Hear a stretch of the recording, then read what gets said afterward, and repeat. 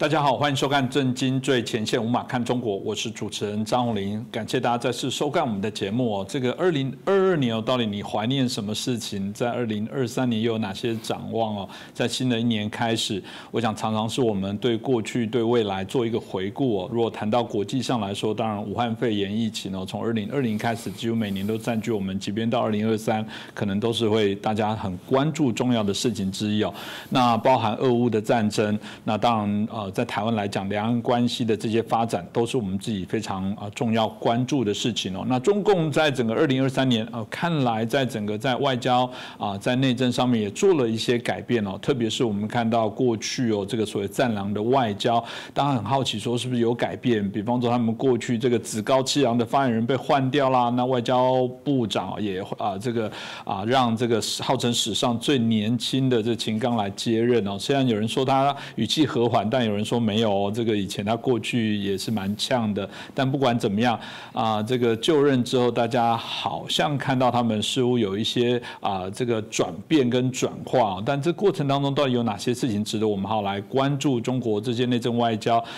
包含在两岸关系的这些改变呢？这值得我们台湾应该要来关心的事情有哪些呢？我们今天好好来探讨。那很感谢邀请到的是台大政治系的荣誉教授闵居正博士，闵老师来继续帮我们解读。闵老师你好。主持人洪林老师好，各位观众朋友们大家好。是老师，我想我们刚刚提到的这个中共内部显然有做了一些人事上的一些变动调整，在整个所谓的中国内部的内政外交，包含两岸关系的部分，我觉得这几个面向可以请老师好来帮我们谈一下。那当然，我想这个是不是请老师可以针对这部分来帮我们来看看这段期间中共内部的改变？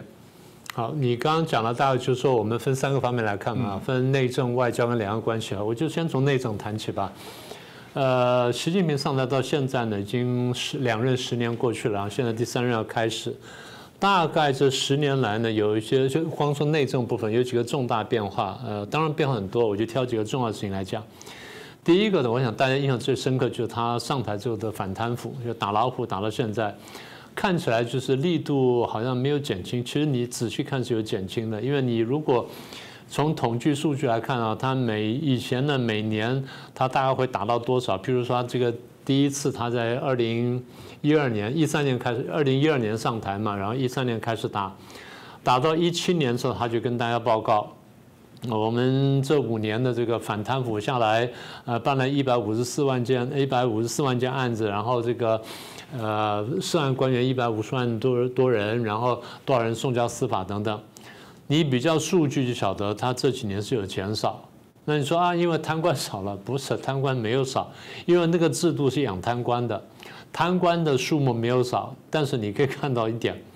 现在被抓出来的数字都比较大，贪污的数字比较大，但是呢，贪官的这个办的那个量呢是少了，所以我认为反贪腐名义上还在继续，还在叫打老虎跟苍蝇一起打，但是呢力度是减轻了。为什么呢？因为反贪腐不是真正主要目的，反贪腐当初主要目的呢是夺权斗争，现在夺权斗争目的基本达到之后呢，反贪腐只是一个武器罢了，所以这个事情还在，但是的确有变化，这第一个。第二个，我们从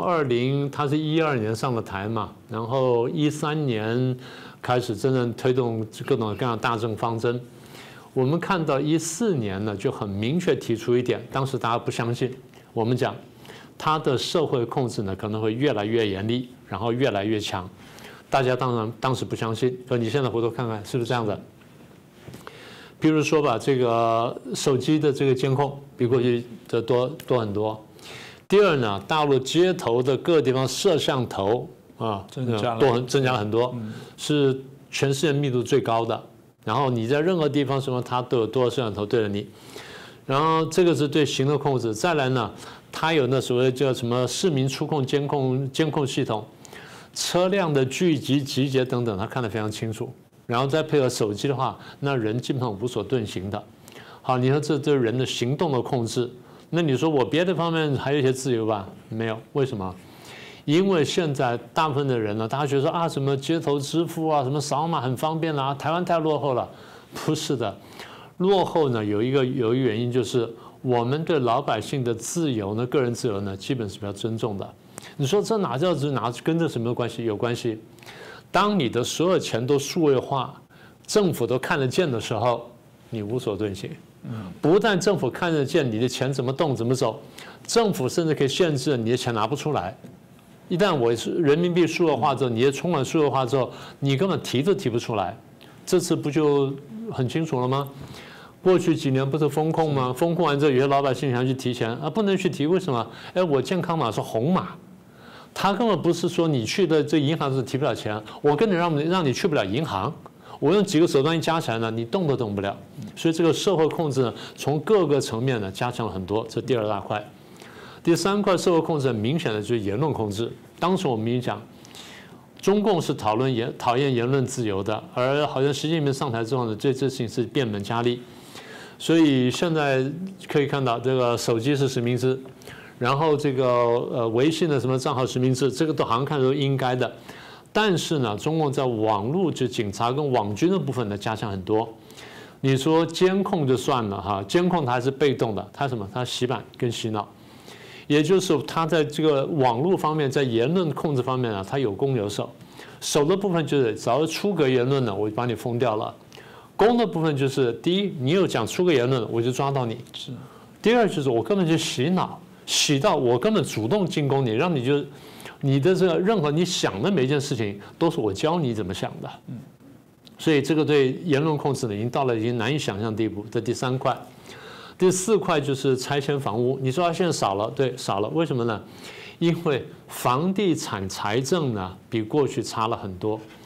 过去我们晓得，你看大陆的影片也好啊，这个房地产呢或这个什么房屋中介呢，非常红火、热热闹闹等等，然后大陆好像经济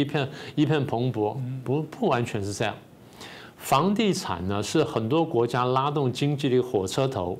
但是呢，这个火车头的拉力呢，每个国家不敢多用，因为多用绝对是浪费。为什么呢？我们经常举的例子嘛，大陆13、14亿人就盖了35亿栋房子，那多了那么多就是浪费。你说多一些呢是可以理解，但多太多就浪费。因为房地产业固然可以拉动上下游，什么建材啦、玻璃啦、交通啦，或者什么水电啦、什么或装潢等等，是它拉动经济。但是太多的钱投进房地产，然后你不投进别的生产的时候呢，别的生产就被挤压嘛，就这么简单道理。所以我不是说不应该有房地产经济，我说房地产经济比重不可过重，但大陆是过重。但是更糟糕什么呢？他们为了要盖新房子呢，他把旧房子拆掉，拆旧房子应该的，但应该有合适的补贴。你补贴又不够，为什么呢？地方官贪污，中央甚至也贪污，所以地产经济就搞了说，其实贫富的这差距拉大，然后呢，变得就是比较没有钱的人呢，他连房子都完全负担不起，但有钱人他可以不断炒房。那么拆迁房屋它背后折射出来的就是房地产经济的不健全发展啊，这是第4块。第5块呢，就是一直没有解决的司法问题，因为共产党呢，这到现在为止还在党报上面辩论到底是党大还是法大。哪一个国家，哪一个民主国家执政党可以说我比法要大的？对不对？每个我们台湾的这政党呢，也都必须遵守法律。你不遵守法律，那好，反对党会监督你，然后这个报纸会监督你，或新闻会监督你。大陆的司法不公到现在呢，这此起彼落。我们随便数数吧，就过去这1-2年，铁链女的事件，然后这个唐山女子被打的事件，有多少人起来维权的事件，法轮功或其他宗教团体起来这维权的事件，此起彼落，比比皆是。什么时候得到了公平的司法的审判和公平司法的这个决断呢？所以司法不公呢是很根本的问题。再一个就是关于企业的这个发展的问题。我们过去一直跟大家讲，大陆呢这些经济呢有民企、外企跟这个国企。那民企跟外企是赚钱的，加起来超过100%，而国企是赔钱，就把多赚那块给赔掉了。所以如果说大陆经济要发展的话，合理的做法就是鼓励外企跟民企的发展，然后压制国企。大陆这几年做法是反过来，所以你做一个重大变化，我觉得这是很重要的变化。它推动是国进民退。那么简单的经济学都告诉我们，你推国进民退推到一定程度呢，你经济一定下滑，这不用说的了。那再来跟这相关就打击富人。那大陆一直是有一个仇富的传统，共产党嘛，所以一直有一个仇富的传统。它是从这仇恨资本主义跟仇恨资本家衍生出来的，所以打击富人的大陆上呢，就是即便你用非法的手段打击，大家都觉得说这是天公地义的事情。比如说打影歌星啦，打民营企业啦，打大企业。我不是说这些人贪污漏税不应该打，我讲的是你应该有一个衡平的法律，一开头就把法律定得很清楚，这地方就是界限。然后这法律呢，这个制定法律的过程是公平的，是公开的，是公正的。这个你很有体会的，因为你监督立法院嘛，你很有体会。所以，第一，法律的产出过程必须是公平的；第二，执法的过程必须是公平的。那如果说你前面立法的过程不公平、不透明，然后执法呢又乱执法，刚讲司法不公，然后第三呢就是你在事后再追捕新的法律来追究人家，那是完全不合理的事情。你要定新的法律可以，通常民主国家是有落日条款。也就是我这新法律出来了，我对过去不犯法的事情，我现在判为犯法了，但不马上执行，我给你1年、2年，甚至3年到5年时间，你慢慢改过来，这叫落日条款。给了落日条款之后，大家去有所依循，这才是真正的民主进步的国家。但中共不是，中共是前面我放任你，到时候说打我第2时间就拿下去打，所以打影歌星啊，大家啊这一片叫好；打民营企业一片叫好，打企业一片叫好。大家感觉就是打土豪分田地，但这个恰就是标准的仇富心理。它的结果就是最简单，就是有钱人逃出去了，带了钱逃出去了，结果什么呢？经济一定萎缩。好，这第7块。第8块就是我们过去讲的严厉的清零政策。这个清零政策呢，一方面就导致这个经济下行，二方面呢是用清零跟大白呢，也限制了人民的迁徙跟活动的自由。所以你说要变化呢，我觉得这些方面呢，大概是很明显的变化。但我想谈的就是说，这些变化根源来自哪里？当然，这个大家很容易第一就是看见说，因为中共领导人改变了，所以这个政策就变化了。是啊，习近平个人理念，我觉得很有关系。第二就是习近平理念不是凭空而来的，它是从共产党的教条来的。共产党教条一向跟我们讲说，政治第一嘛。然后社会控制第一嘛，要洗脑嘛，然后仇富嘛，然后用仇恨动员，这些呢，这些特征呢，在我们刚刚讲的这几年来的内政变化上面都看得非常清楚。而要落实这些变化呢，最后就靠他的一党专政的政治体制。所以我们常常跟大家讲，如果这个思维不改变，如果这体制不改变，这些问题呢，恐怕很难得到根本的改变。是，等于他我这大概就是大家以前的大哉问呢，就是说，如果现在不是习近平，世界上或台湾两岸的关系会不会变得更好？其实不会变得更好，只是他们的做法不同，但本质不会。接着内政谈完，谈外交，外交的部分，我们看到中共当然从这个过去“一带一路”然后包含这个藏狼的外交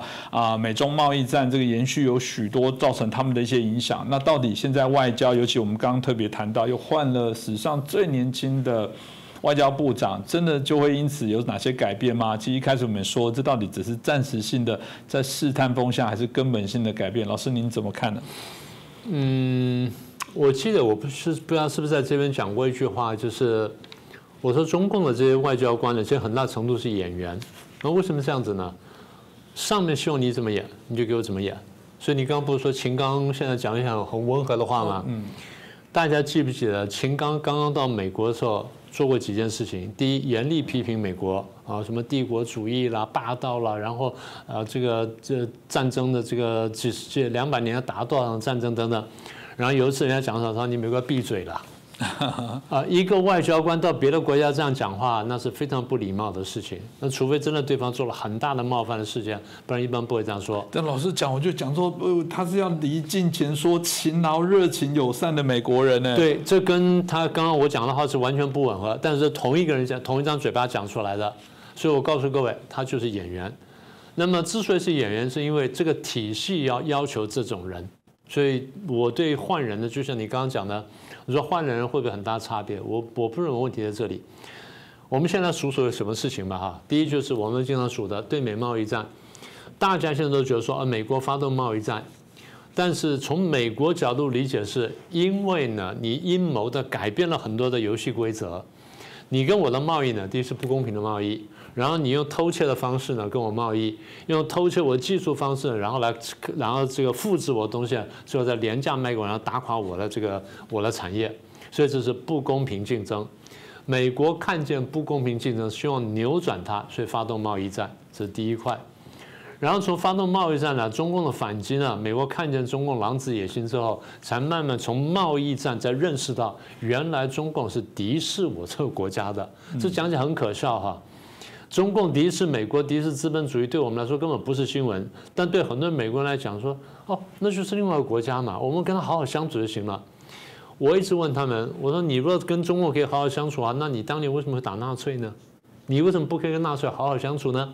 你说啊，没有沟通，你去沟通看看。你跟纳粹沟通看，你觉得他就不打你了吗？那你先跟中国沟通看看。你沟通的结果就是每一次沟通都被他骗，每一次沟通都被他骗，除非你把底线画得非常清楚。所以美国呢，从贸易战呢慢慢认识到，就是啊，原来双方的战略关系是危险的，因为他想消灭我。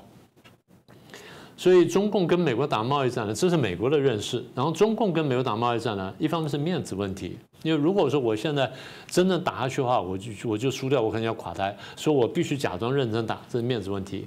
为了顾面子呢，我就反击。你一反击呢，就引发了美国更大的愤怒，然后双方就恶性螺旋上升。然后再往下走，就是美国发现，哎，我跟你签的贸易协定呢，你从来不遵守。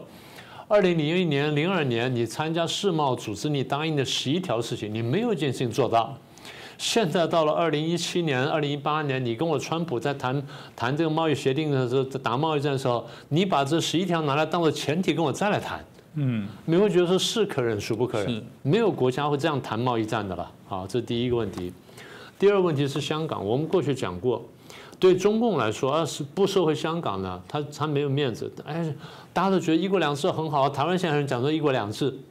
从中共来看，一国两制是丢脸的事情。为什么？如果我社会主义好的话，就一国一制了嘛。一国两制就告诉大家说我社会主义不好嘛，所以让你搞资本主义嘛，马照跑，舞照跳，股票照炒嘛，那就证明我不好。所以现在为了证明我好，我把香港收回来，这叫面子工程。但收回香港的结果就是，大家觉得啊，你连这个事情都能做，那你还有什么事情做不出来？你答应的50年不变，现在不到一半你就变了，所以你是不守法、不守信用的。那中共的说法当时啊，我因为这个你们要用香港当做什么颠覆基地、颠覆政权，谁要颠覆你啊？香港含港督人，据我认识人当中不超过100个。哪有人去搞什么港督或搞什么颠覆共产政权？大家想就是好好在香港过去过好日子。现在你破坏了，好，这是第二件事情。第三件事情也是我们数过很多次的武汉肺炎。你从开始隐瞒疫情，到最后散播全球，然后最后呢才趁机抄底、以阴谋霸。现在呢，美国才开始要研究说，我是不是追究你的责任，对不对？新的这个上来这个众议院的议长麦卡锡在谈的问题。第四是新疆人权问题。新疆人权问题，一方面是人权的问题，二方面就是对少数民族怎么看。是很多国家都会压迫少数民族啊，你说缅甸压迫罗兴亚啊，说这个当时英国压迫北爱尔兰什么等等，是都有这个问题。但是进步到一定程度的时候，最后我们就进行公投嘛，就是我们过去讲过的，就公投。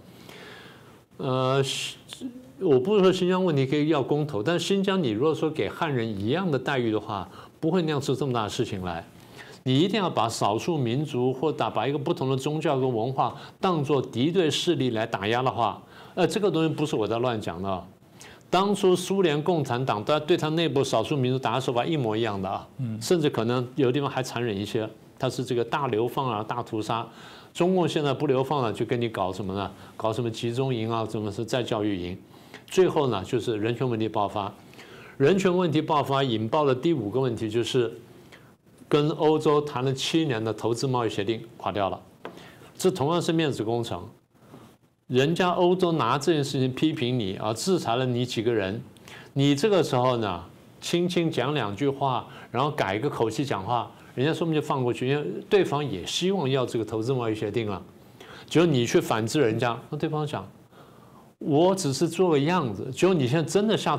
痛下杀手，然后对我来痛下杀手反击，那我也没办法客气，因为我发现，第一，你这人说不听；第二，你这人不太守法；第三呢，你完全罔顾国际上的普世价值，你要这样打我，那我只好反击，所以这下就垮掉了。那再来就是“一带一路”的债务外交问题啊，对很多国家，什么斯里兰卡啦，然后在欧洲、非洲一些国家呢，现在搞得焦头烂额，大家看见了。再一个就是南海岛礁问题，我们数过很多次的。再一个就是那个南太平洋这个岛国的问题。那么最近这1-2年呢，当然就俄乌战争了。就从去年的俄乌战争，中共固然没有明显的帮助俄罗斯，但是你在外交啦，在战略上面常常是或明或暗的在呼应它。大家觉得说你立场不够明确，不够鲜明，所以大家对你是有怀疑的。再一个就是军事演习，中共或觉得冤枉啊，你们这么多国家来军事演习，那你没有看见你的建军的速度太快太强，你的战狼姿态呢，补足了你的军事方面的扩张，所以大家觉得你要破坏国际秩序，所以大家进行军事演习。所以军事演习就是一方演习，另外一方演习，在最后呢就恶性螺旋上升。那最后当然就是围台的这个军事演习，是去年8月份的事情。中共的感觉就是你们就是对我有敌意嘛，你这个亡共之心不死嘛，亡华亡共之心不死嘛。所以他这样想的话，他就加上建军备战，那他看在别人眼里面觉得啊，你又建军备战了，所以这就恶性螺旋上升。过去我们不是讲吗？我说欧美看到问题的看法跟台湾人不太一样。欧美看这个就是你中共在这个问题上，在这些问题上面呢，你勾结俄罗斯，你们东西呼应来挑战国际秩序，来挑战普世价值观。所以对欧美国家来说，我在欧洲呢，我必须压制俄罗斯；在亚洲，我必须压制中共，否则你们如果得逞的话，第3次世界大战难以避免。所以问题的根源呢，跟刚刚一样，一方面是习近平的个人理念，再来是共产主义的教条，再来呢就这个一党专政政治体制呢使然。所以我觉得其实数来数去呢，大家这3个因素其实还是蛮关键的。是哦，当然就谈到两岸关系的部分呢，从去年裴洛西来台湾，中共做这个所谓的封锁台的这些军演哦，甚至一度后来还有这个飞弹穿越台湾的上空哦，这个引起许多国际相关的一些关注哦。大家当然很关心说两岸的这些关系的发展到底会怎么去走，未来会如何发展？老师你怎么预期呢？我当然不是特别乐观了哈。你看这几年变化，第一就是大陆客来台湾少了嘛，第一是团客几乎没有了嘛，然后第二就是散客也少了很多很多嘛，所以来台湾旅游少了很多。当然，一方面是两岸关系的这个结果，二方面是什么呢？他们的外汇不够了，不太敢放太多人出来啊，这第一点。第二点，你可以看到大概这10年下来呢，中共对台湾的态度呢更加蛮横。你说这因为完全是民进党，不见得，因为就像你刚刚讲了，如果说换了现在国民党执政的话，不见得好到哪里去，除非你愿意举白旗投降，那另当别论啊。这第二个，第三呢，就是态度蛮横，具体还表现在什么呢？表现在这个大陆对台湾的贸易杯葛呢多了很多。当然呢，数字不是特别大，但是受到了这个冲击很多呢，是影响很大的。譬如说。水果啊，当然最有名，比如凤梨啦、释迦啦什么等等，再来就海鲜了，比如白带鱼啦、什么小管啦什么等等。那点心方面，什么凤梨酥啦、新东阳啦什么等等之类的呢，都影响很大。当然，你说这些数字对在两岸的贸易方面来说呢，还不是特别大众，因为两岸的贸易比较大了。第一，在那个半导体，在晶片；第二，在这些机械的或者民生类在半产品上面或半成品上面。所以数字不是占的比重特别高，但是呢，这个对于大家那种感觉呢是很不好的啊。这第3块，第4块看到就是两岸关系比较紧张，就是中共军机或军舰呢骚扰台湾的次数多很多。我们还不说那个裴洛西来所引发的这个第4次台海危机，就是骚扰台湾次数多很多，而且军机来的次数多很多，出来的地方呢。也多，就像我们前几集不是讲了说，你不是提到说共机过中线吗？啊，这个也增加很多。第5点就是我们反复讲的，因为裴洛西来台湾，中共拿这当个借口呢，然后发动了第4次台海危机，等于是演了一次这个进攻台湾的这个整个这个操练过程呢。这个当然在我们预测之内，但是也让台湾人心里不舒服啊。这是第5件事情。第6件事情呢？就是这几年来呢，我们看到欧美各国呢，在亚洲也好，在台湾周边也好呢，这个军事活动多了很多，或者是跟台湾相关的外交活动多了很多。但是每一次欧洲、美国或日本有这些外交或军事活动的时候呢，中共呢口头对他们抗议，但行动都对台湾，就立刻就开飞机、开军舰来下台湾。我们常讲说冤有头债有主，你讲了一大堆漂亮话，最后你手底下动作呢比谁都粗暴，比谁都蛮横，你觉得台湾人能相信？应该相信吗？台湾人有人相信是非常奇怪的事情。这就我们一直在讲，中共这么多年来一直拿台湾当筹码去玩美国、玩日本，然后去玩欧洲。所以问题的根源呢，很多人讲啊，就是台湾怎么样？不是的，我也讲了，即便大家不要忘记了，2008年马总统上任的第一天，当时的中共外交部发言人叫秦刚，秦刚当时在记者会讲，不要以为你们换来的这个什么执政的人呢，什么等等，就会怎么样？我告诉你们，你们在这国际上面该怎么样就怎么样，所以立刻封杀了我们那个什么世卫组织的这个世卫大会的在参加的机会，就立刻打脸。所以你觉得说两岸关系这个问题，我们将来会详细谈。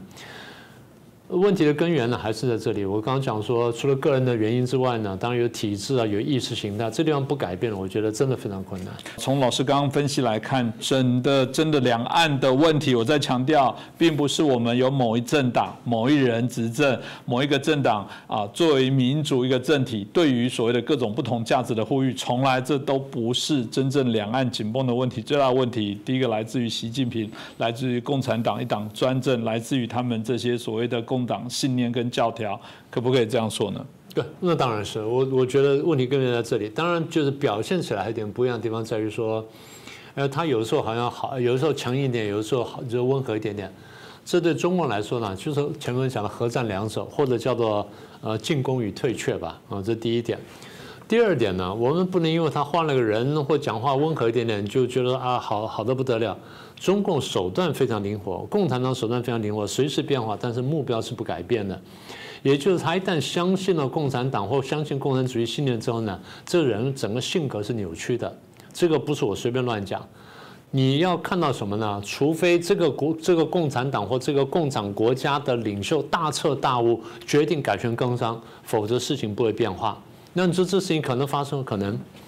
在1940年代末、1950年代初期，这南斯拉夫呢共产党的副总，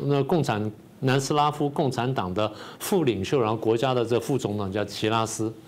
他就大彻大悟，他觉得共产主义不能走下去，就讲了真话之后被抓了，但是他毕竟醒悟了。第二就是戈巴契夫，大家很清楚。第三呢是耶尔钦，这些大家都很清楚。还有一个人呢，大家不太熟悉，是英国前共产党的领袖，叫道格拉斯·海德。他在年轻时候信奉共产主义，搞了几十年，最后有一天突然间大彻大悟，晓得说这路是不对的，然后决定呢放弃共产主义，皈依天主教，然后写了本书叫《献身与领导》，非常精彩。他才认识到说共产主义对人类的伤害多大，对人的尊严、对人的价值观伤害多大。那这本书呢，台湾是买得到的，叫《献身与领导》，有中文版，大家有兴趣去看一看。所以讲到这里。那我的意思很清楚了，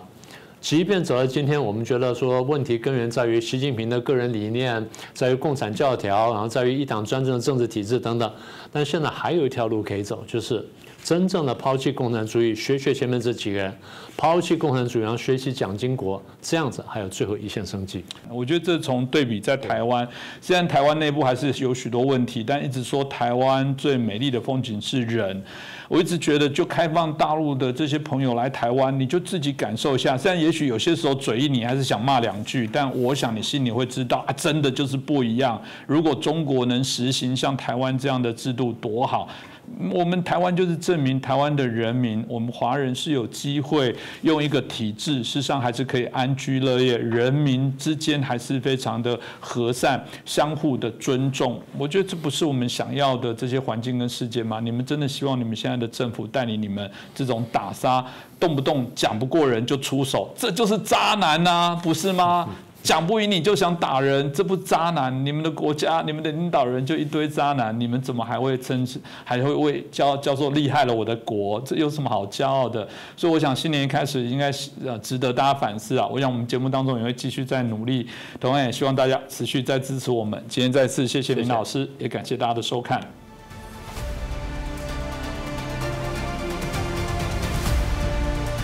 各位震惊最前线的好朋友们，我是主持人张宏林，欢迎订阅我们的频道，也记得打开小铃铛，掌握最新节目通知，让精彩评论不错过。更欢迎留言、转传影片。震惊最前线，无马看中国，我是陈小鹏。今天我们很荣幸再次邀请到了范畴老师来参加我们的节目。那范畴老师最近出了一本书。后中共的中国这本书的题目呢，跨度本身就很大。我们上一次节目没有足够的时间把这个问题真的展开，给我们的观众朋友们更多了解。那么今天我们有这次机会，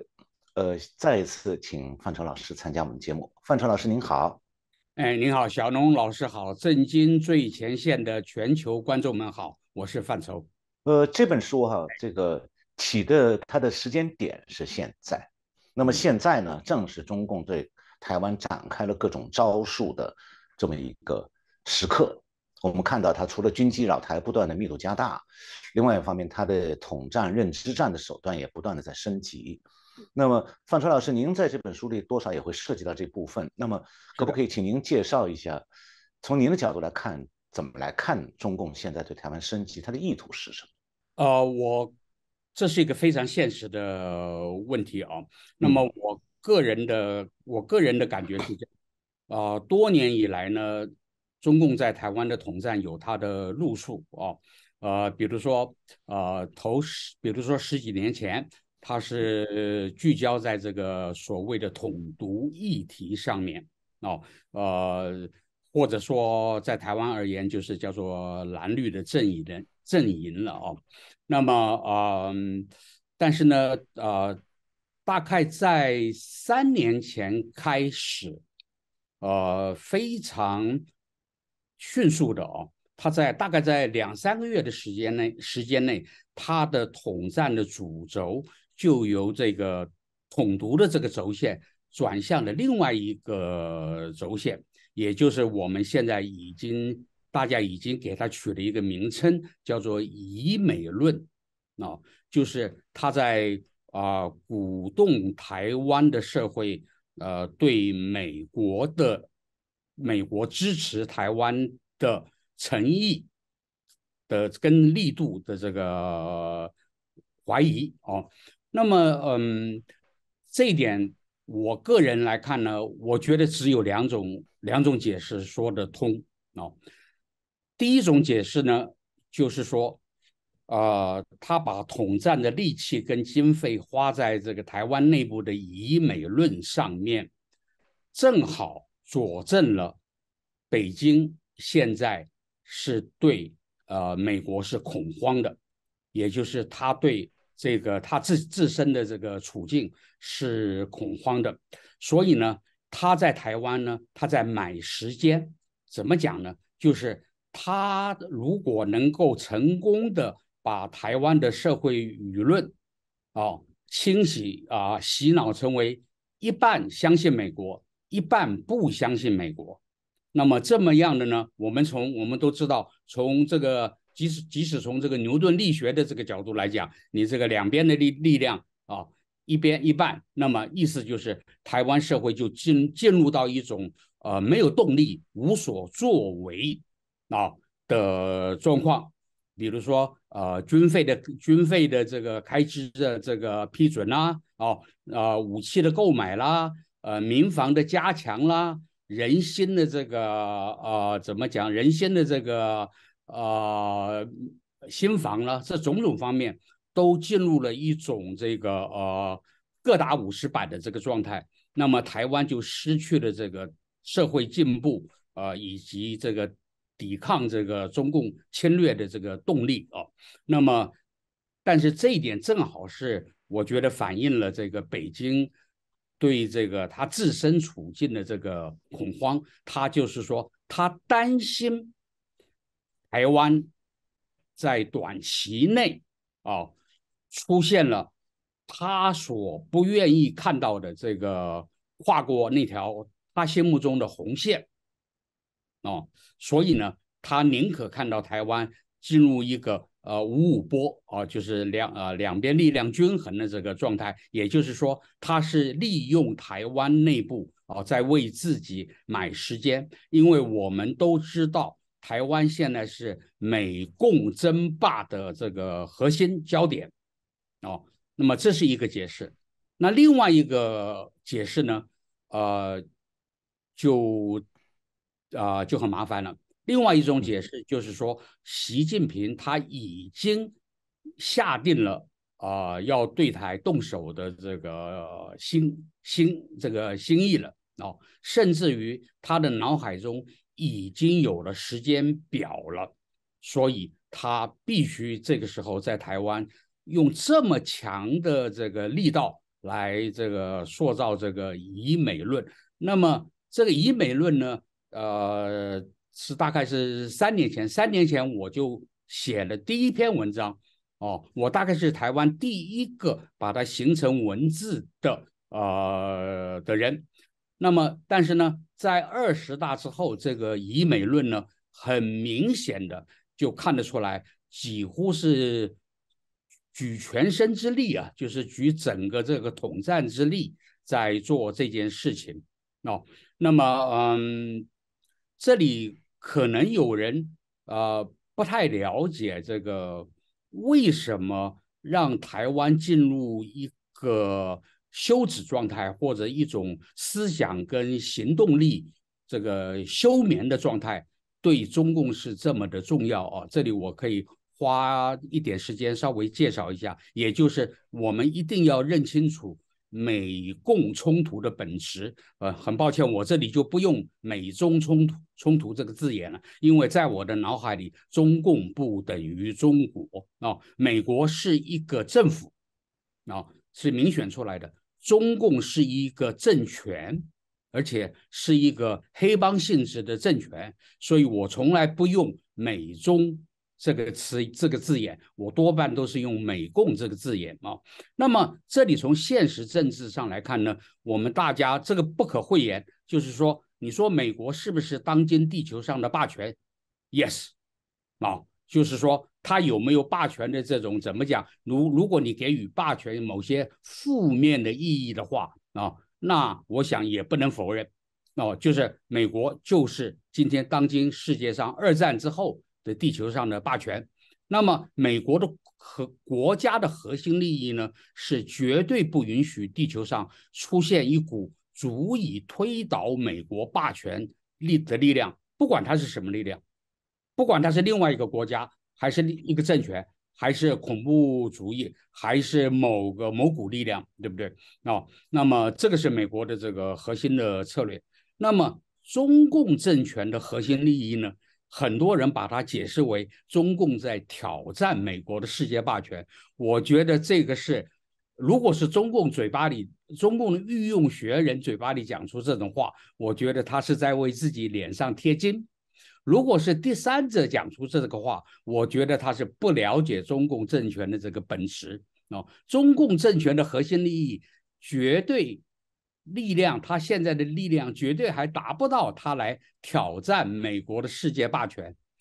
中共今天的核心利益是绝对不允许地球上出现一个不认可中共一党专政的力量也就是说，它的最核心的利益就是首要就是要保住它的一党专政。而台湾的存在呢，尤其是很多人把台湾解释为或者还把台湾这个怎么讲，在历史记忆里面是说台湾还是中华民国还是一个中共的一个，或者说国民党还是中共的一个敌对的一个力量，抱着这样的概念的人，那么这个就威胁到中共一党专政那么在美共争霸的这个现实政治上呢，在地缘上呢，台湾我常说了一句话，不过这不是今天的主题，我就只把它念一遍，我就不进入细节了。就是说，得亚洲者得天下，今天的世界的局势。那么得台湾者得亚洲为什么？因为台湾你看它在第一岛链的中间东北边有日本有韩国，那么同时呢也是遏制这个俄国进入亚洲的一个位置上。那么台湾的东南边不是西南边是南海、印度洋、马六甲海峡也就是说今天谁卡住了台湾，谁就卡住了亚洲。台湾海峡今天承担着通过南海到台湾海峡这条路线承担着全世界贸易量的60%所以就是台湾很多人自己不了解自己的这个地缘位置的重要性，总把这个美共斗争解释成为这个怎么讲？就是说中共这个对台湾的这个统一，总是落入中共的这个话术，统战的话术总拿这个统一统独问题来看问题。事实上，即使没有统独问题，台湾本身就是这个今天未来世界秩序的这个枢纽所以在这一点上呢，不管是美国或中共，都非得要把台湾当作兵家必争之地。那么这个是台湾的地缘历史的宿命那但是有许多台湾人到现在还不明白这一点，不懂得从美共斗争的这个全球格局来看台湾自己内部应该做些什么事情那因为这种思想上的单纯呢，往往就会落入了中共的这个统战的这个思维方式，比如说过去的统独问题的统战呢，还有今天以美论的这个统战呢那么我想这个是大家我再重复一下我最前面讲的呢，就是台湾现在中共权力进行以美论统战的唯一2个我认为是合理的解释，一个就是北京本身对他自己的一党专政的政权已经开始产生这个恐慌了，另外一个就是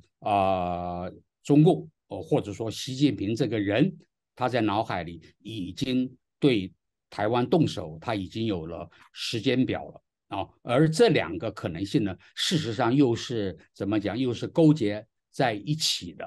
是互相有因果关系的。我想我就先把这个大致的这个情况这样子介绍一下。谢谢范楚老师。您这本书这个不光是在国内，中国国内可能会有读者，但是呢，他们想买到您的书并不容易，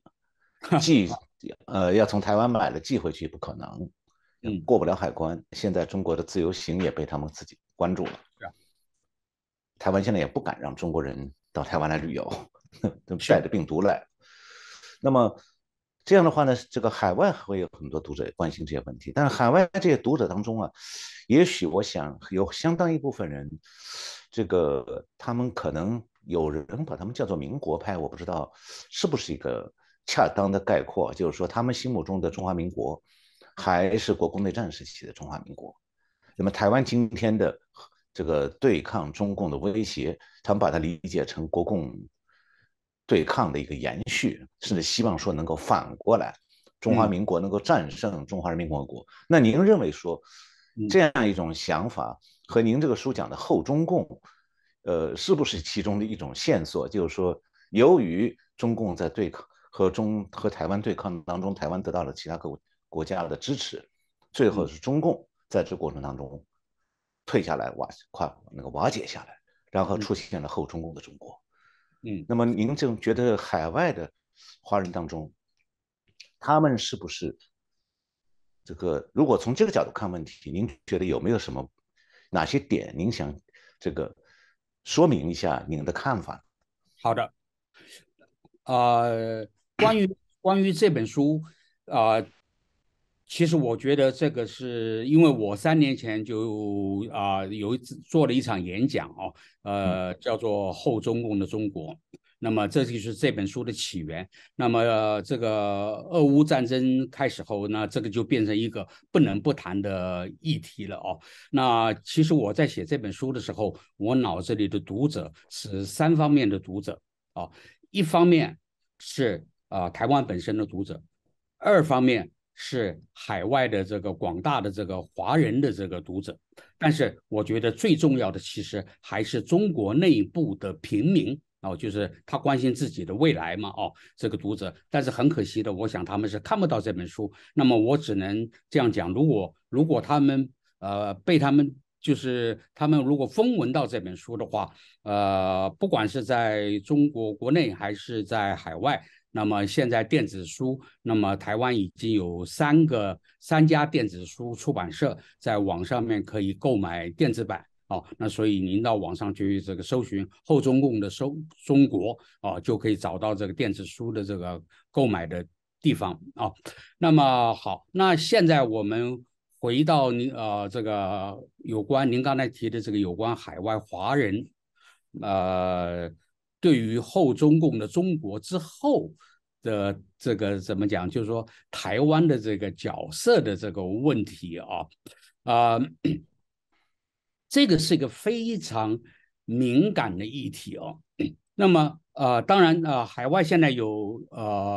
民国派民国派，那我不得不这里做一点澄清，就是说海外华人脑子里很多人不敢说全部，他脑子里的民国派，他那个民国的印象其实是北洋政府的民国也就是说在北洋政府就是袁世凯的时代，北洋政府的时代在某些方面是相当开明的，比后来国民党的国民政府是开明多了所以呢这个民国派我想至少要区分为这个他脑子里想的是北洋政府5·4运动那个时候的这个民国，还是后来稍微后来一点，比如到了1930几年1940年代的这个南京政府国民党的这个国民政府，我想这个至少要区分开来的。第二点要区分的呢，就是即使是南京政府的国民党政府的时代，跟今天在台湾的国民党那个已经是2个物种了在南京政府的时候的国民政府呢，当然是心怀大中华我们知道今天中共或者说习近平这个人所倡导的中国梦这个中华民族的伟大复兴，我们都知道这个中华民族这个概念是18世纪末日本人他所形成的，大概到了我记得是1907年，这个梁启超先生首先写下的这4个字叫做中华民族那之后呢，再由这个国民政府的这个戴季陶先生在这个或者说在这个孙中山的这个孙中山的自己的想法也前后颠倒过好几次了，但是 anyway 这个最后他就选择了所谓的五族共和嘛。那么戴季陶是完成这个中华民族这个概念的这个集大成者，那么然后蒋介石就把这个概念带到台湾然后大家大力的宣传。为什么大力的宣传因为他要反攻大陆嘛所以在台湾也就深深的在教育体系里面就深深的种下了这个中华民族的这个痕迹那么习近平现在呢他为了保住这个共产党一党专政，同时要这个比如说对新疆对西藏还有对台湾的这个他的这个政治这个用心，所以呢他就大力的提倡这个中华民族这个概念。但是我们在台湾，就是台湾现在内部经过了这几十年的发展，尤其在1996年之后有了1人1票之后呢在台湾坦白讲只有大概现在我想大概50岁以上的人，因为教育的缘故，脑子里对这个早年老国民党在台湾的教育所种下的这个中华民族的这个情怀或者这个概念还相当的根深蒂固之外，那50岁以下的人，尤其是80后，那脑子里其实根本就没有这样的概念了。那这其实呢，反过来想呢，这也是我们前面所谈的中共对台统战它的这个主轴路线改变的原因之一，因为他发现用统一这个概念或者用中国这个概念、中华民族这个概念对台湾统战的效力越来越低了那么在这种现实，在美国的这个美共关系之下，他就改为这个以美论的这个统战了那么我只能这样讲，因为后中共的中国这本书，如同我们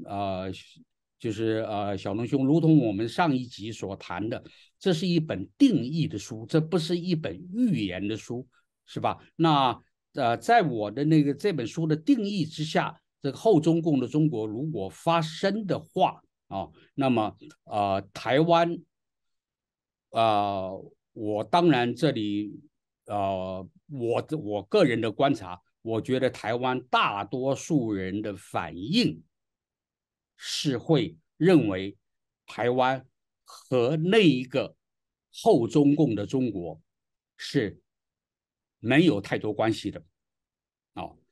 那么就是说政治上的关系是没有的，因为台湾人现在我想应该来讲，这个从民调上来看，应该是70%到80%以上的人都是认为中华人民共和国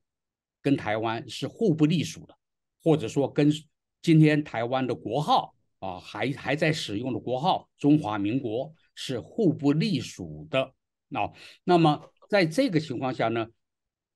那就更不用谈一个后中共的中国了所以这一点呢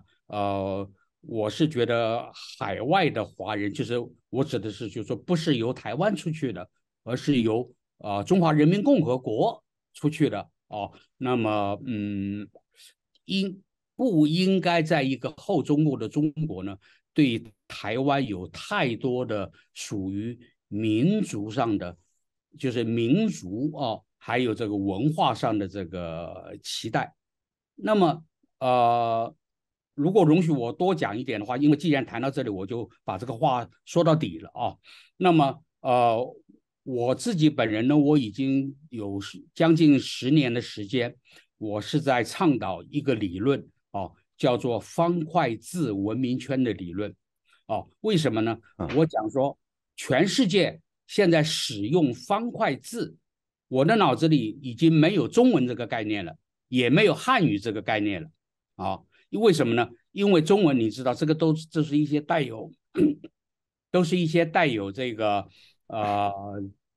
其他意义的这个用法，所以我用最中性的描述法叫做方块字那现在全地球上使用方块字的人大概有14亿5千万人。那如果中国的人口数字是准确的话，那么这方块字使用圈里，我把它分为 A、B 两组，就是 A 组14亿人，在一个叫做今天被称为中华人民共和国被中共政权统治的地方。另外呢，有5、6千万人是在地球上的其他的地区、其他的国家，叫做 B 组 A、B 两组那么在 B 组里面呢，台湾显然是最大的一群人，2300万人嘛，几乎占了50%嘛所以呢，那我常常讲，我说如果再过100年，台湾跟今天中华人民共和国统治下的那块土地上的人民的普通人之间是什么关系呢？我说在不久的将来，最多不会超过100年，这两方的关系只会有2种共同关系，一种叫做都还在使用方块字，另外一个就是都还在用筷子。除此之外，不会有任何的，不会有超过这个，比如说日本、韩国跟这个中国之间的关系了哦。那比如说台湾现在中秋节最流行的是烤肉哦，吃月饼已经慢慢的淡化了哦，中秋节变成一个烤肉节哦。那么台湾的这种虽然也拜一些这个传统的这个神明哦，但是呢，它也开始慢慢的转型了。所以就是说，所以我是用方块字文明来定义未来的台湾跟所谓的我们今天所谓的中国之间的关系。那么我也认为台湾如果说要对人类的文明有所贡献的话，就是要做这个方块字文明圈内的什么政治文明的领头羊。那事实上，台湾现在已经80%做到了，也就是说，让全地球上使用方块字、使用筷子的人看到说，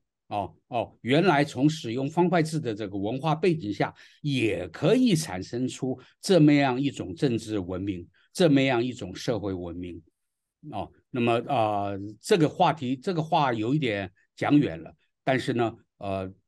这个其实这也是我在后中共的中国，就是这本书里面的下半部关于台湾的这个应该如何对应后中共的中国的策略上，这也是我很强调的一个方向。范畴老师，您刚才讲的这一段是非常的精彩，得台湾者得亚洲。这个问题实际上把中共真正的意图，我的看法是点透了。那不是统一问题，所以统一不是所谓的占领台湾，不是中共的最后一战，对，而是第一战，因为他要进一步的扩张。那么我想，这个还想请您谈一个问题啊，就是此时此刻台湾面临的是中共在威胁台湾的安全，那也就在逐渐的想要部署他那个所谓的对外的这个进一步扩张的这个意图。那么这是目前台湾面临的危险，台湾民众最关心的也是这个像军机扰台这个问题。那么会不会它再升级，以至于说和您前面讲的一台论有关？就最近台湾说我在海滩上买点地雷，军方说买点地雷，到时候共军坦克水陆两用坦克登陆的时候，能够阻止他上登岸。结果台湾也有政治势力来反对这个，把这个事情夸大到说要埋到总统府去。我不知道这台湾的立法委员安的什么心哈。那么问题是，从现在这个状态到您谈到的后中共的中国中间，还是有一个这个过程或者一个阶段。那么能不能，我想很多这个读者朋友们可能很想关心的就是，您会怎么来看待中间这个过程？也就是说，不管台湾的安全这个实际上有没有遭到中共的蹂躏，但是无论如何，从现在台湾所处的状态，以及中共的后中共的中国那个中国大陆发生的变化，中间您觉得会有几种可能性啊？首先是讲台湾自己内部还有很多人包括年轻，尤其是年轻人，因为他们没有经历过某些事情那他们还在认为说这一场战争呢是可以避免的那么他们就是首先他们没有意识到说这个是美共之间的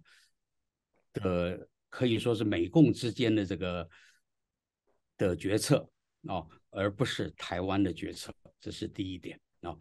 第二点呢台湾现在面临的是这个战一次还是战2次的选择，也就是说因为台湾是兵家必争之地所以这个乌克兰独立了26年，在联合国有了席位26年之后，俄国也已经分裂成为了10几20块了中间最大的一块就苏联分裂了，中间最大的一块先叫做俄国。他在26年后，他对乌克兰借着什么？借着民族的名义，对不对啊？说打就打。30几年后又再打一次。这个是地缘决定的。所以台湾现在面临的是战几次的选择，而不是战不战的选择。您这个讲法很新奇啊，好像没有听到人谈过的。没有人谈过，但是这个就是大家被这个怎么讲？被这个怎么讲？被中共的这个，我只能讲说，这个也是一个认知作战的误区了哦。那么二战的时候，就是说，你看菲律宾，比如说菲律宾是一个很重要的地方，菲律宾被占2次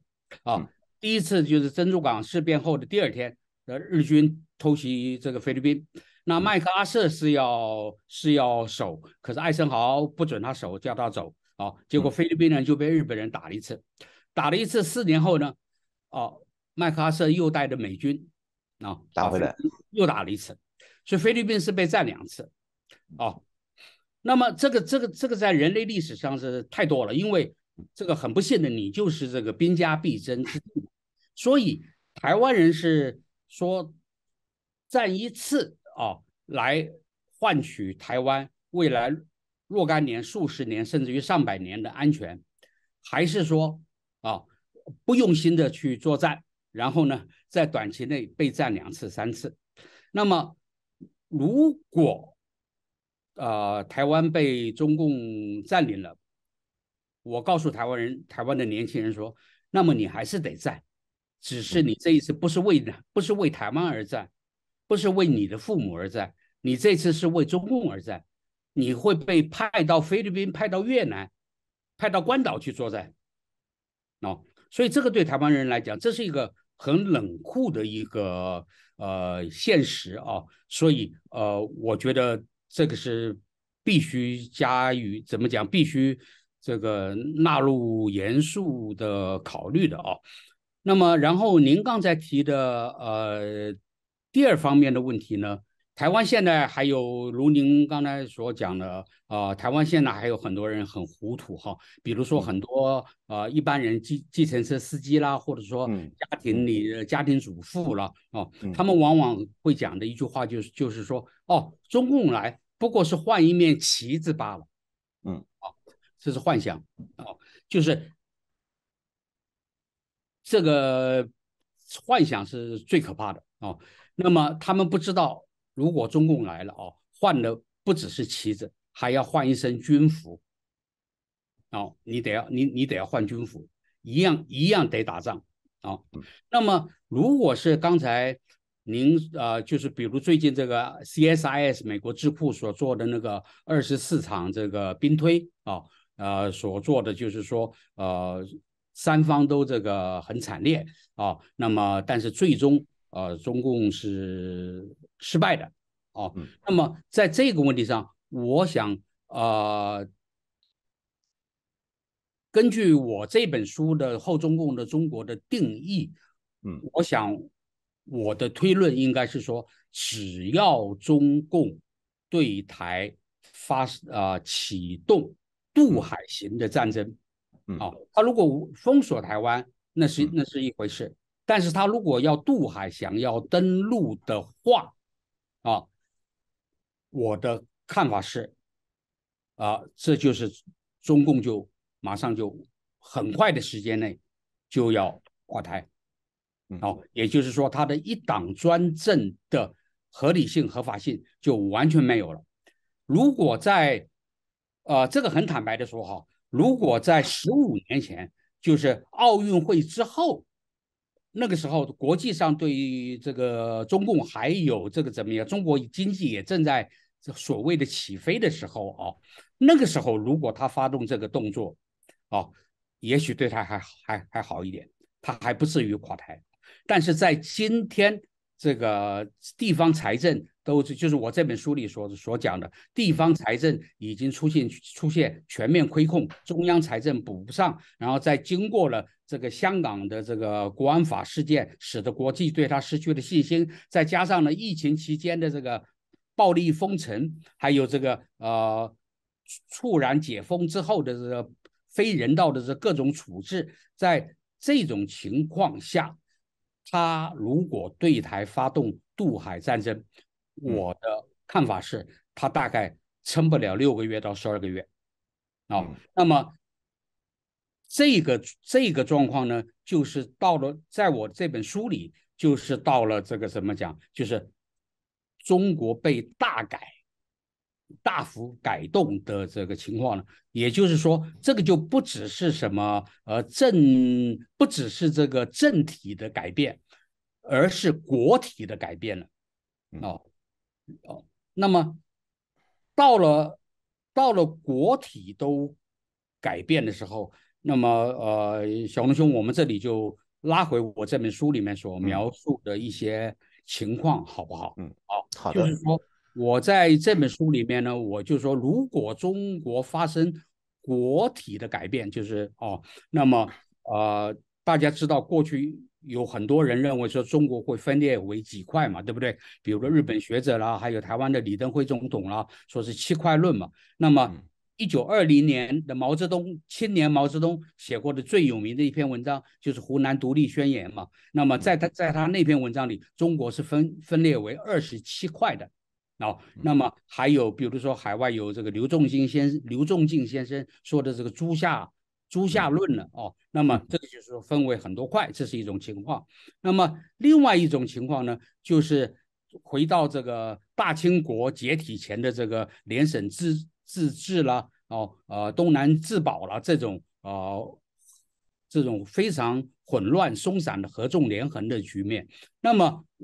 这本书里我把各种的情况都把它，虽然有些是不太可能发生的但是我还是把它穷尽的这个列出来了。比如说这个走向这个联邦制，走向邦联制像类似德国的这个邦联制或者走向大英国协的这种松散的这个国协制那么或者走向苏联解体之后出现了许多独立国家，那么称为独联体，对不对那也是一种模式。那么我另外自己想象了2种模式，一个我叫做北京的4合院模式，就是说4合院就是说几家人中间有一块公共区域然后几家人你要和好的时候一起来这个怎么聚餐不好吵架的时候就各自回家把门一关不爽的时候就打开窗户骂一句也就算了那么另外还有一种模式可能是很多人没有想到过的，我把它叫做红色权贵的网络模式。也就是说，中国今天事实上存在着我的是个人的估计了，事实上存在着300-500个，不管你叫他官二代也好，你叫他红二代或者叫他富二代都可以它事实上是存在着许多的这个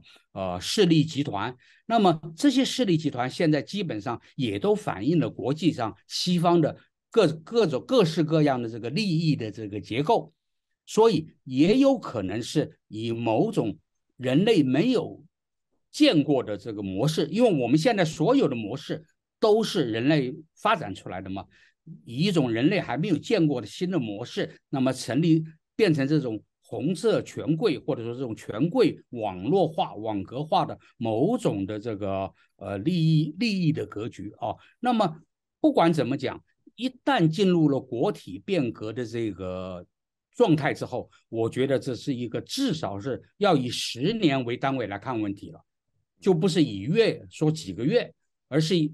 有10年还是20年还是30年。那么在这个过程中呢坦白来讲，这个就是对台湾来讲有好有坏坏的一面就是说，这个国体改变所带来天崩地裂所带来的这个泥石流、土石流，或以各种形式政治的、经济的、人口移动的模式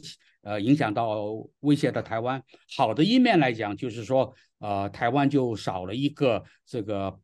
庞然巨物想要来统治台湾的这么样一个单位那么对于中国内部现在的平民来讲，所以我是很希望他们看到我这本书的，因为我这本书虽然一本书不能够讲得太详细，可是我把这个整体的框架我把它给罗列出来了比如说中国内部，那很自然的就是这个现在我们所说的条条块块了，是不是？就是说块块就是各个行政区域嘛，是不是条条，比如说现在的党组织现在的国有企业，比如说像中国电力总公司、中石化集团，这不得了的，这个是富可敌国，或者说对吧？它是有国家的实力的集团呢那么在条条块块的基础上，就是说这个分裂线是从这里发生的那么另外一种看问题的方式就是从历史上过去发生在这一块大地上面，过去1-2千年所发生的事情，比如说我们从水系来看问题，长江、黄河、淮河，是不是？那么比如说现在台湾还叫做雅鲁藏布江就是这个西藏恒河的不是那个印度恒河的上游，那印度人在这里他一定要有发言权呢。如果你中国国体改变的话，因为这条河流对印度的生命，对不对？那还有湄公河上游的这个金沙江呢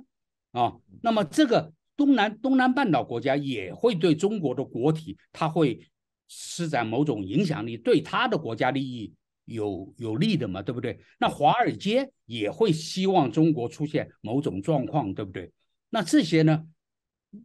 就是说这是所以中国的平民百姓现在一定要及早的来注意这个问题，思考这个问题。有一点知识力量，有一点社会地位的人，大家都要想到，就是当发生了那种状况的时候，你以及你所在的社区、你的群体或者跟你讲一样的方言的人，你们要采取什么样的动作才最符合你本身的利益不要去凭空幻想一个说哎呀那后中国的中国还是一个12亿人14亿人的一个国体，然后呢民主化了，1人1票的我觉得从人类的历史的发展经验看来，这个结果是极不可能发生的是极不可能发生的。如果在大清朝的末期没有发生，那么今天要发生大概是比那个时候要困难10倍以上，所以这个是大家都要思考的问题。那么我这本书呢，我只能讲，我觉得，因为我在中国住过20年所以我又是台湾人那么我也在国际上跑过，所以我觉得我有这个责任来破这个题，就是说假如在1991年苏共解体之前，比如在1981年是吧，全世界或者说俄国人、斯拉夫人就开始讨论这个问题的话，那么可以避免好多后来的灾难所以我想我是希望能够起这个作用，这个破题的作用。谢谢范畴先生。那么最后我还想请您介绍一下，您刚才谈到了希望大陆的人能够看到您的书，也希望海外的朋友们能够看到您书以后呢，想办法用各种方式，把电子版也好，是这个印刷版也好，传给中国国内的朋友。那么能告诉我们的这个观众朋友，特别是海外的观众朋友，就是如果他们不能够很方便在台北的诚品书店买您的书的话，怎么买书？这个现在已经有台湾有3大这个电子书的平台了那大家知道，一个就是诚品是一个博客来，还有一个叫读墨的另外金石堂也是，大家只要上网搜索这个后中共的中国范畴这本书都会跳出来，所以在那个上面就可以很方便的用信用卡用什么购买那么当然我说这个话有一点对不起出版社跟通路了啊。也就是说，你买到电子书之后，如果你在这个中国境内你有亲友，你要传给他的话，这个是一个违规行为啊，但是是一个大家都乐见的行为啊，希望能够广为流传。如果中国境内今天如果能够有2、3千万人啊看到这本书的内容的话，我相信这个会引起极大的怎么讲争议，或者说是这个触动啊。我并不是说希望大家同意我这本书里的分析跟看法，你完全不同意没有问题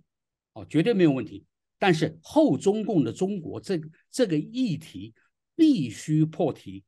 今天再不破题就晚了。对台湾也晚了，对中国人民也晚了，对海外关心中国前途、未来前途的海外华人也晚了，甚至于对美国这个国家、对日本这个国家也都晚了。哦，所以这本书这个因为它是这个怎么讲，它是用方块字写作的嘛，那么我是打算希望很快的能够出，比如说日文版、韩文版或者英文版因为这是一个全世界的人都应该要关注的话题。范畴老师今天给我们做了这个很完整的介绍，实际上给我们留下了一个巨大的一个空间，就是全世界其实都要来关注这个此时此刻在威胁着东亚和平稳定的这个中共。那么同时呢，它也留下了巨大问题，就是正在威胁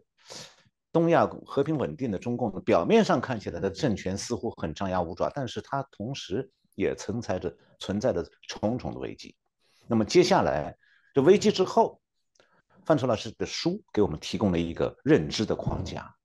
所以我们讲认知战啊，现在应该对中共也要有一个新的认知战。我想范畴老师这本书其实提了这样一个作用，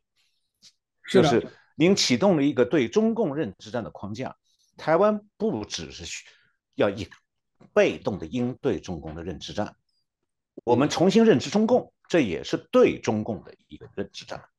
是的，有了一个新的对中共的认知，反过来台湾的观众朋友们就可以在这个认知过程中重新找到自己的位置了。是的，我想我这里最后用一个寓言式的故事来作为这个结束啊，就是说有一个故事是这样讲的：你怎么区别你自己是狮子还是狗？他说很简单，如果你丢出一块石头往狗的方向丢一块石头，狗的第一反应就是去追这块石头。如果你是一头狮子那你像一头狮子丢一块石头，它的方向丢一块石头，狮子的第一个反应是扑上来咬你那么现在台湾人呢台湾社会呢，我想对于中共的认知战呢，这个话有点不好听，但是我觉得是这样的，就是说整个思维方式都是围绕着中共丢出来的石头在转中共散播以美论，台湾就热烈的讨论以美论，就分为两派。中共丢出统一论，台湾就立刻陷入这个统一论统独，这个就分为两派。这个就是说以中共为思维的坐标，这个是台湾人今天最需要摆脱的，就是你必须要从一条狗一种狗的反应转化为一种狮子的反应。所以我认为所谓的认知战呢，是3分防御，7分进攻。请您再讲一遍，3分防御，3分防御。我认为认知战的组成应该是3分防御，7分进攻。好极了，谢谢范畴老师，也谢谢我们的观众朋友们收看这次节目。希望通过这次节目以后，大家记住范畴老师这8个字：对认知战3分防御，7分进攻。好，再次谢谢范畴老师，我们今后有机会的节目再见。好的，谢谢小孟先生，再见。